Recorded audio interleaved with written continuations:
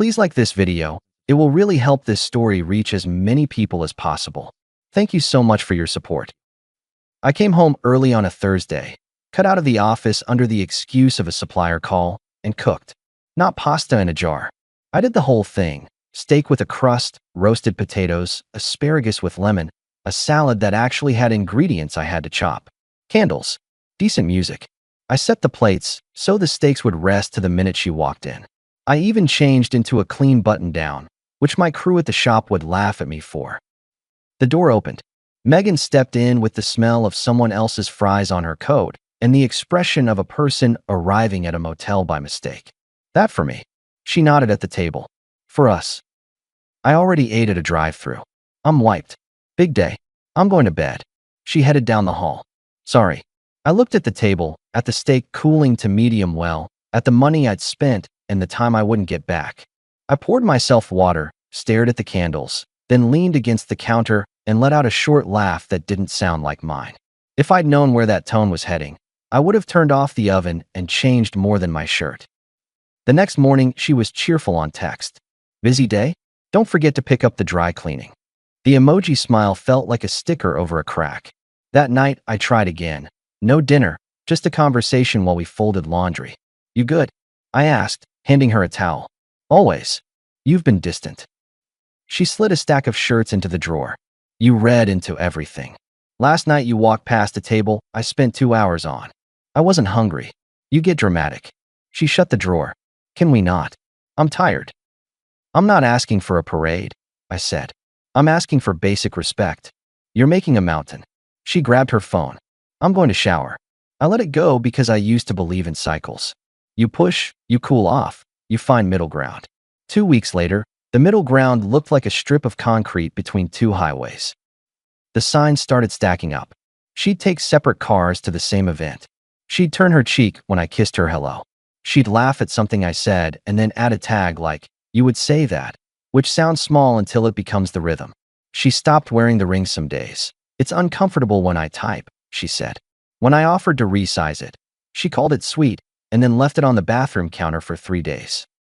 I planned a Saturday picnic. Cute, she said, without a smile. I have a thing with the girls. The next weekend I booked a table at a place she used to like. She scrolled the menu and asked if they could do lighter portions. When the food came, she picked at lettuce and told me she envied people who felt alive on weekdays. I asked what that meant, and she said, people who don't get stuck in routines. I built a business, I told her. Routines keep the lights on. You always bring it back to money. She checked her watch. We should go. I'm tired. I wasn't chasing fireworks. I wanted to know if my wife was still in the room. The more I reached, the more she stood still and watched me try. So I went on offense. Small, quiet offense. I stopped planning Saturday nights like I was an event coordinator. I told her, my shop's got a big order. I'll be late. True or not, the effect was the same. I redirected my time to people who needed it. I separated accounts a month later. Nothing dramatic, just a new debit card and a budget file with 2 tabs, mine and household.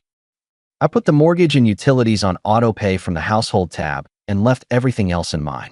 When Megan asked why the shared credit card didn't go through for some boutique subscription, I emailed the new rules. House costs are covered. Personal extras come from personal funds. Keeps it clean. She replied, since when do you make unilateral decisions? Since I realized I'm financing moods, I answered. That night she stood in the kitchen sipping tea, looking me over like I'd swapped into a stranger's skin. You're punishing me. I'm organizing. Those are different. She set the cup down. You want me to beg? Not happening. I want a partner, not a critic. She laughed once. You love to play the martyr. I love my time and my peace. Those are the only things I'm protecting. She started patting my arm in the mornings, like a nurse making sure a patient wouldn't roll out of bed. A soft pat here, a hey you there. Illusion number 1. I'd watch it happen and give her a nod. Morning. I didn't feed it. I let it die on the vine. At the shop, my foreman, Victor, noticed. Vic is built like an oak stump and speaks like a foreman who's seen a lot of marriages. You look like you slept in your truck, he said, rolling a cart past. Slept fine. You move different when the house is heavy. I raised an eyebrow. You a therapist now? I'm a guy who didn't move fast enough when my house got heavy. Cost me 5 years. He loaded boxes into a van. You gotta make rules, boss. Clear and public, or she'll treat you like a vending machine. I laughed. You charge for that wisdom? It's free the first time. He smacked the van door. Second time I send an invoice. I took his advice. Public boundary, not by yelling, just by acting in front of witnesses. When Megan and I went to a friend's barbecue, she made a joke about my work clothes within earshot of half the deck. He's married to the shop, she said. I have to book time with him like a client. I set down my beer. Booking time works, I said. Respects both schedules. You want Saturday afternoon? Send me a time that works for you by tonight. If not, I'll be at the shop catching up. Our friend Kayla looked back and forth like she'd missed a step. Megan's smile went thin. So now it's appointments to see my husband. It's a calendar. Adults use them. People went quiet. I didn't fill the gap. The gap did the work. After, in the car, she stared out the window and said, "You humiliated me." I made a boundary visible, I told her. If public is where you make jokes, public is where I answer. She didn't hold my hand on the drive.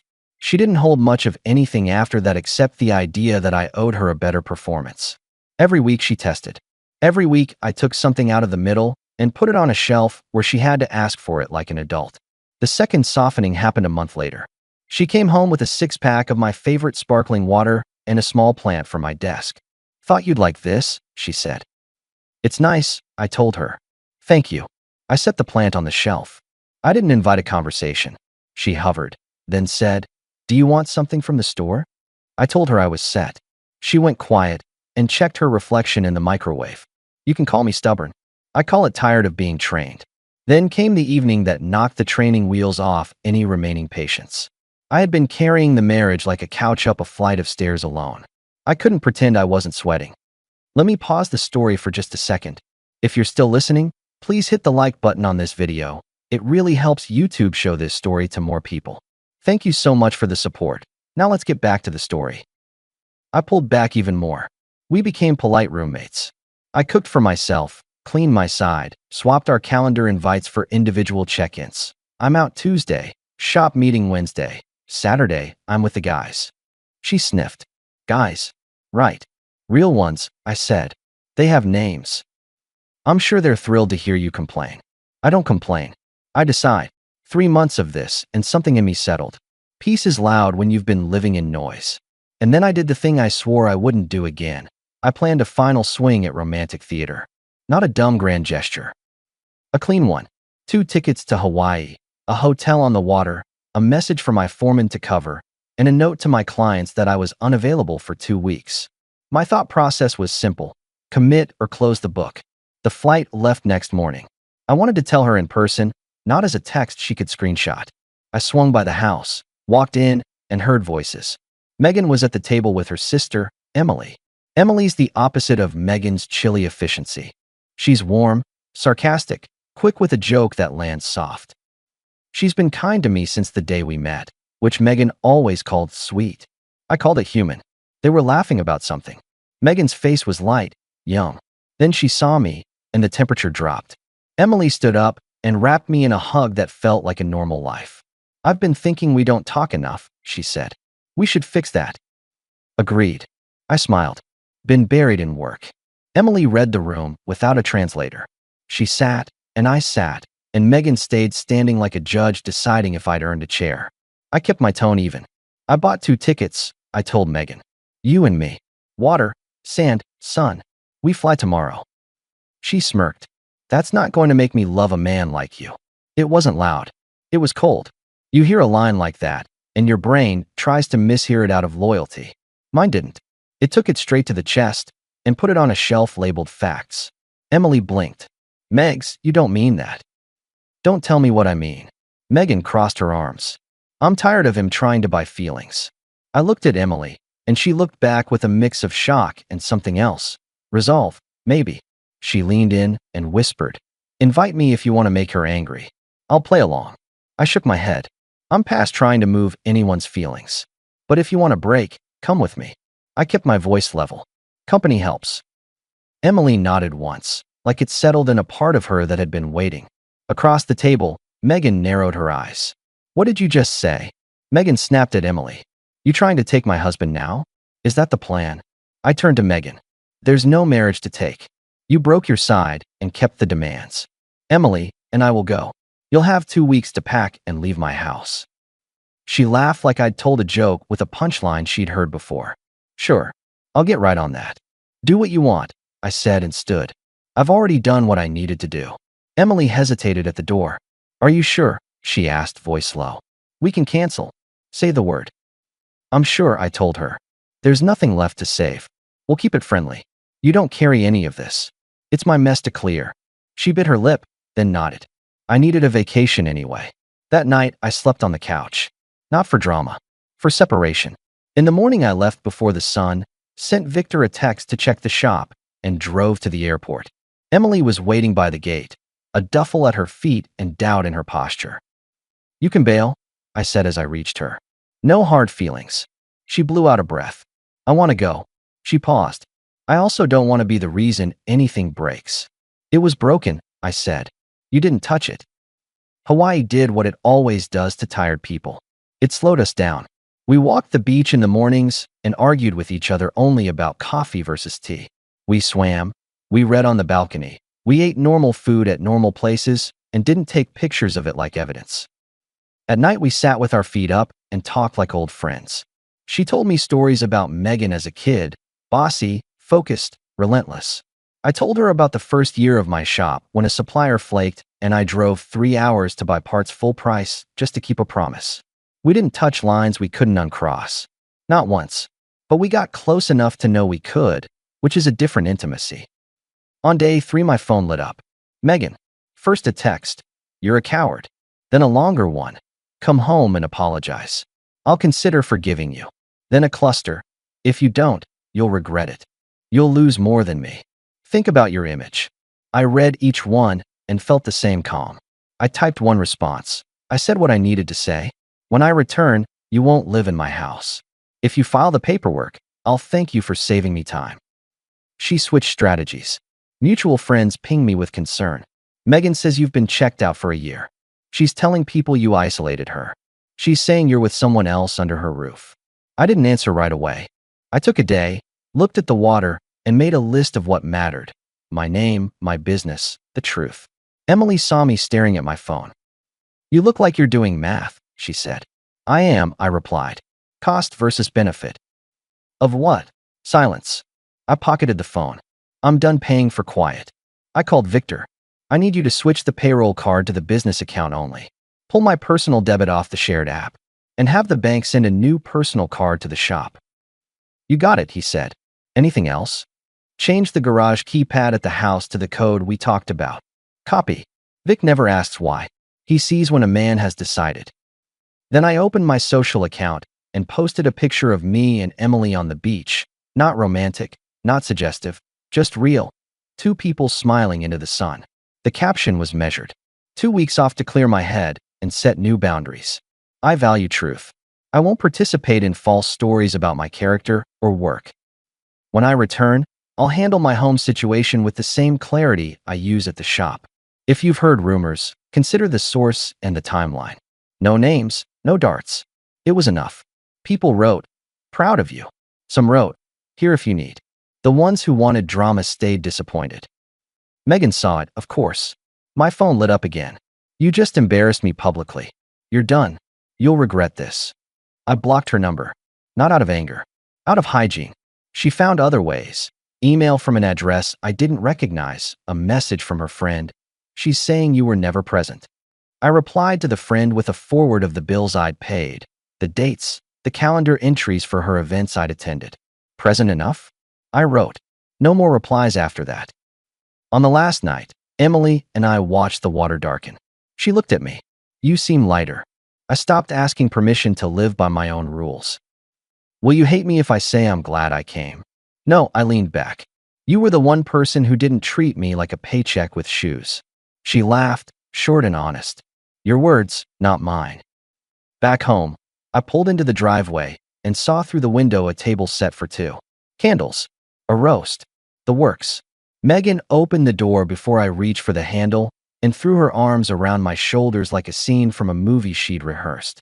How was your trip? She asked, warm and bright. I missed you. I made dinner. I took a step back. Why are you still here? She blinked hard and recovered with a smile.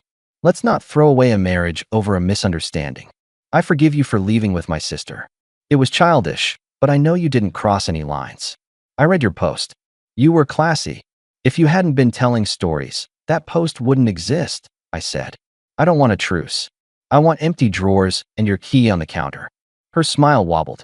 Be serious. I am. You made your position clear when you laughed at the idea of us and called me unlovable. I believed you. She tried tears. I was angry. You were honest. I appreciate it. I looked at her luggage, still unpacked. You have tonight. You're throwing away years. No, I'm correcting years. She paced the living room. Don't you love me? Love is irrelevant without respect. You set the price. I declined. She pressed her palms together. I can change. You already changed. That's why we're here. I took her suitcase from the closet and set it on the couch. Let's get practical. She went limp for a moment, then found new energy. You ruined my week, she said. My friends think I'm. She cut herself off. I don't care what they think, I said. I care that you're gone by tomorrow. You're cruel. I'm on time. She tried one more tactic. She softened her voice and touched my arm. We used to be good. We used to be respectful. You replaced respect with tests and kept your hand out for results. I opened drawers, stacked her clothes, zipped the suitcase. She cried into a tissue for a minute, then switched the crying off like a faucet when it didn't move me. You're going to regret this, she said. Chin up, the old proud tone back in place. Don't come asking me for anything. I won't. I rolled the suitcase to the door, set it outside, and turned back. Leave your key. She yanked it off her ring and threw it on the table. You're not the man I married. I finally am, I answered. She lifted the handle and left, chin high, the last shot of a performance for an audience that had gone home. The door closed behind her with a thud that sounded like peace. The next morning, I filed the papers. No drama, no speech, just a signature at an office that smelled like toner and patience. I didn't hear from her for a week. The house was quiet in a way that felt like clean laundry, just air and fabric and nothing to explain. I went to the shop, joked with the crew, came home, cooked what I wanted, watched a game, slept on both sides of the bed because I could. My friend Kyle stopped by one Saturday with takeout. He's the guy who calls things by their names. You look better, he said around a mouthful. Less carved up. I stopped negotiating with nonsense, I told him. He grinned. Put that on a mug. We ate on the porch. Across the street, our neighbor Mrs. Alvarez watered her plants like she was auditioning for a fire department. She waved. I saw your post, she called. Good for you. Thank you, I answered. How's your grandson? He's still loud, she said, and went back to drowning the azaleas. A week after the filing, the split processed. It was cleaner than I expected. Some savings gone, the house and shop intact, my name on the deeds, her name off everything that mattered. She sent one short email. I'll pick up the last of my clothes Saturday at noon. I told her I'd set them on the porch. I wasn't home when she came. That night, Emily knocked on my door. She stood there with a grocery bag and a smile that looked like relief. Congratulations on your new paperwork, she said, holding up the bag. I brought steaks. You going to let me near your grill, or are you territorial? You can have the tongs, I said, but I'm calling the temperature. We cooked together, easy as breathing. She told me she'd spoken to her sister a few days earlier. Megan's angry, she said, turning a steak. But she's also floating. She lost the script. It was a bad script. She wrote it to keep the lights on in her head. That's not my job, I said. I know. Emily set the plates on the counter. I'm sorry if this is weird. It's honest. I prefer that. We ate at the same table where my first steak had cooled months before. This time both plates were clean. I rinsed them, and she grabbed a towel.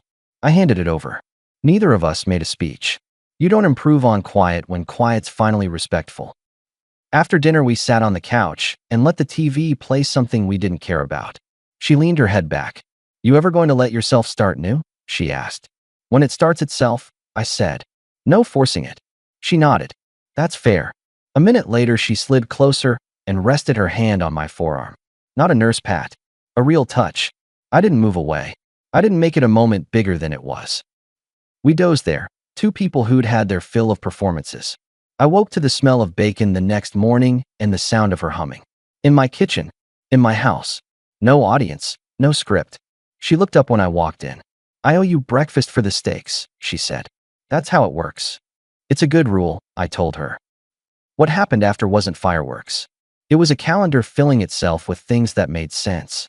I added a second work truck to the shop. Victor got a raise and stopped pretending he didn't like being appreciated. I upgraded the tools I'd been putting off and bought a used pickup I'd wanted since I was 30. Saturdays were fishing with Kyle or fixing up the yard or taking a drive just to take one. The house felt different, fewer shadows, more air. A photo of Emily and me at a minor league game ended up on the mantle, not because I needed anyone to see it, but because I liked seeing it when I walked past. Megan didn't reach out. I heard from people that she moved into a smaller place across town. Someone said she tried to throw a party and half her crew didn't show. Someone else said she started taking longer hours at her firm. Good for her if it's honest. I didn't gloat. I also didn't look back. A month later, Victor tapped his knuckles on my office door. "Crew's asking if we can close early Friday and hit the diner," he said. "Old-timer Jim's retiring." "We'll make it happen," I said. "You drive." He nodded. "By the way, you heard from..." He didn't need to finish. "No," I said. "And I'm not waiting." He grinned. "That invoice from earlier? Forget it. First one's still free." The diner was loud and bright. Jim told stories about jobs that went sideways and how he fixed them. Emily joined us, fit right in, listened more than she spoke. When Kayla stopped by our table and aimed a careful look at me, I matched it with a calm one. "You seem good," Kayla said. "I am," I answered. She looked at Emily. "You too." "We're two people who get along," Emily said. "That's it. For now." Kayla smiled. "Looks healthy." She squeezed my shoulder. "Happy for you." Later, on the drive home, Emily rolled down the window and let the night air in. "You know," she said, "there's a part of me that keeps waiting for you to apologize for something that wasn't your fault." "Occupational hazard of being the steady one," I said. "People expect you to be the emotional custodian. And you're done with that. I'm retired." She laughed, short and warm. "Retirement looks good on you." We pulled into the driveway. The porch light clicked on. The house looked like mine for the first time in years. Inside, Emily set her purse down and turned to me. "I'm glad you didn't try to win Megan back. That would have been like trying to bend a ruler," I said. "You can't persuade straightness." She smirked. "That metaphor needs work." "I'm out of practice," I replied. She stepped closer. "You're doing fine." We didn't rush it. We didn't make it a headline. We made dinner plans, then a weekend project, then a drive up the coast. People around us adjusted. Mrs. Alvarez waved at Emily like she'd always been around. Kyle told me, "Don't overthink it," which is Kyle for "I approve." The crew at the shop treated her like a cousin who brought cookies. As for Megan, the last time her name came up was in a group chat I barely skimmed. Someone wrote, "She's looking for a new place already." Someone else wrote, "Tough market." I put the phone down and went outside to check the grill. My last words to her were the right ones. They were a closing statement without theatrics. I didn't scream. I didn't plead. I asked a simple question: "Why are you still here?" And when the answer came back with silence and a smile, I did the adult thing and ended a contract that had been unpaid for a long time. There's a point where a man stops applying heat to a cold pan. You scrape it clean, put it away, and make a new meal with new ingredients. The house smells better when you stop burning the same thing. These days I wake up early because I wanna, not because I have to tiptoe. I brew coffee, I check my schedule, I send Victor a joke about parts delays. I drive a truck I like to a shop that's mine. I come home to a place where I'm not auditioning for my own life. And sometimes, when the timing's right, there's a second toothbrush in the holder and a pan on the stove, and someone humming off key in my kitchen who never once made me beg for basic human decency. That's not a happy ending. That's a clean one. And that's enough. Our story has come to an end. If you've made it this far, how about subscribing to our channel? It helps us immensely. I've selected 2 other videos for you that I'm sure you'll enjoy. Feel free to click on them. I'll be waiting for you in the next story. See you soon.